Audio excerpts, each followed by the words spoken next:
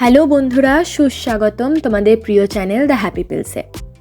আজকের ভিডিওতে থাকছে টলিউডের নতুন সিনেমার খবর থেকে শুরু করে মুক্তির তারিখ, trailer review, box office collection সব একসাথে।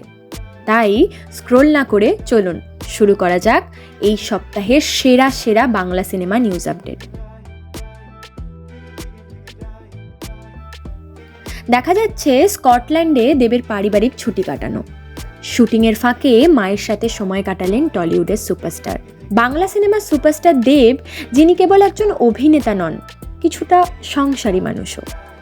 শুটিং আর রাজনীতির ব্যস্ততার মাঝেও সময় বের করে তিনি পরিবারকে সময় দেওয়ার চেষ্টা করেন। আর এবার তিনি চলে গেলেন সুদূর ইউরোপের স্কটল্যান্ডে এক শান্তিপূর্ণ ছুটিতে।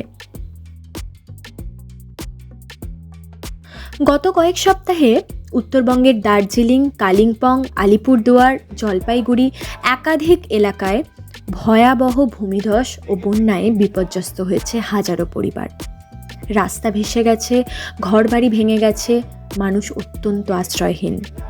রাজ্য প্রশাসন, এনডিআরএফ, স্থানীয় মানুষ সকলে মিলে সাহায্যের চেষ্টা করছেন। আর এই সময়ই চুপচাপ এগিয়ে এলেন টলিউডের প্রিয় নায়ক দেব। সূত্র অনুযায়ী দেব তার নিজস্ব টিমের মাধ্যমে উত্তরবঙ্গের বেশ কিছু দুর্গত জায়গায়, দুর্গত গ্রামে ত্রাণ সামগ্রী পাঠিয়েছেন। চাল, ডাল, শুকনো খাবার, কিছু মেডিসিনস আর প্রয়োজনীয় সরঞ্জাম সব পৌঁছে দেওয়া হয়েছে স্থানীয় প্রশাসনের হাতে। শুধু তাই নয়, বাংলা ফিল্ম ইন্ডাস্ট্রির পক্ষ থেকে এবং দেব নিজেও মিলে প্রায় 20 লক্ষ টাকার দান করেছেন মুখ্যমন্ত্রীর ত্রাণ তহবিলে। তার সাথে চলছে রঘু ডাকাতের দাপট বক্স অফিসের ঝড়। নতুন রেকর্ড গড়ল দেবের এই সিনেমা। রিলিজের প্রথম দিন থেকেই দর্শকের মধ্যে দারুণ সাড়া। ডে ওয়ানেই রঘু ডাকাত আয় করেছে প্রায় 0.45 কোটি।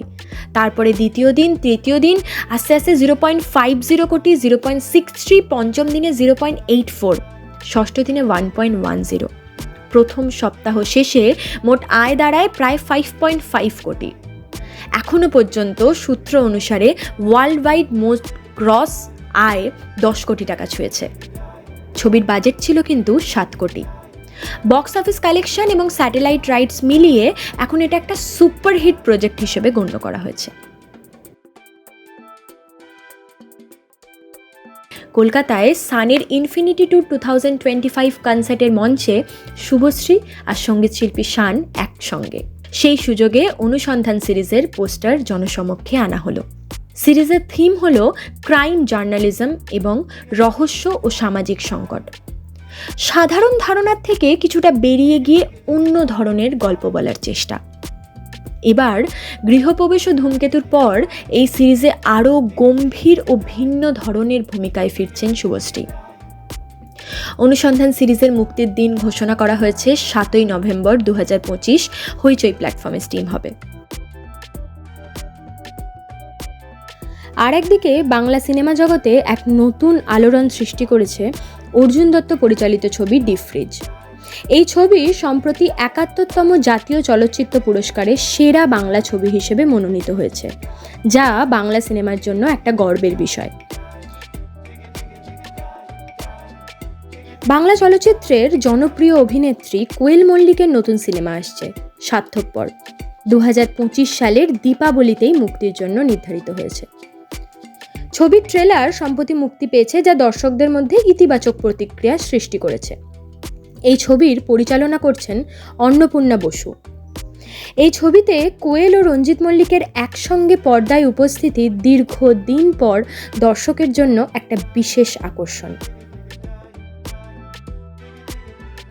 আরেকদিকে দেবীর আরাধনা তো চলছেই। দেবীর নতুন ছবি কি বক্স অফিসে হিট হলো? টলিউডে আলোড়ন সৃষ্টিকারী ছবি দেবী চৌধুরানী মুক্তি পেয়েছে 26শে সেপ্টেম্বর 2025-এ। আর দর্শক ও সমালোচক উভয়ের কাছ থেকে এসেছে মিশ্র প্রতিক্রিয়া।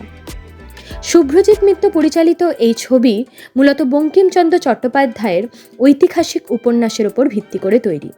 শ্রাবন্তী চট্টোপাধ্যায় দেবী চৌধুরানীর ভূমিকায় এবং প্রসেনজিৎ চট্টোপাধ্যায় ভবানী পাঠকের চরিত্রে। ছবির প্রথম সপ্তাহে সংগ্রহ প্রায় 1.65 কোটি নেট। মোট গ্রস কালেকশন ও ভারতে ও বিশ্বব্যাপী প্রায় 1.96 কোটি। ছবির বাজেট ছিল 8 কোটি টাকা। ফলে বক্স অফিসে প্রত্যাশিত সাফল্য অর্জন করা সম্ভব হয়নি।